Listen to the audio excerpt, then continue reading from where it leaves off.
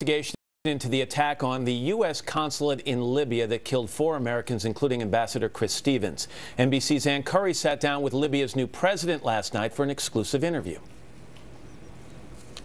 Would you call the attack on the U.S. consulate in Benghazi an act of terrorism? I have no doubt about that. And it's a pre-planned act of terrorism directed against American citizens.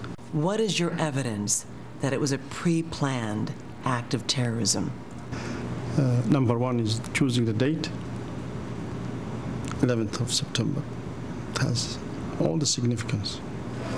If we take the facts about the way it was executed, you can see there is enough proof that it is a pre-planned act of terrorism. Describe the attack based on your investigation. It's too early for me to give the details, minute details about this, but it was launched with a high degree of accuracy, which means that the perpetrators must have some kind of exercise on how to hit and how to launch these rockets. You're confirming that RPGs were used in the initial attack? And mortars were used in the subsequent attack? Safe house, yes. And do you know how many mortars were used? About 5, I think.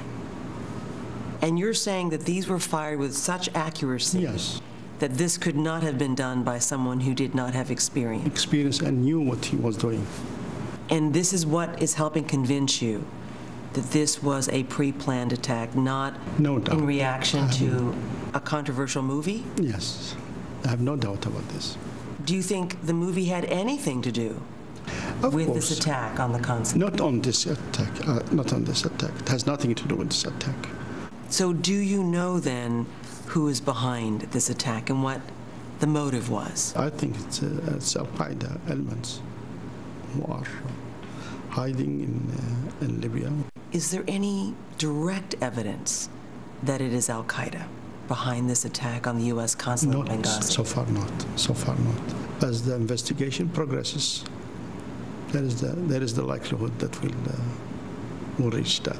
The attack on the consulate was pre-planned, whether with the intention of killing Ambassador Stevens or not. That's it's too early to say. Libyan President El Maghedi F went on to tell Ann that at least 40 people have been interrogated. Still no mastermind has been arrested, but he's confident that it will happen.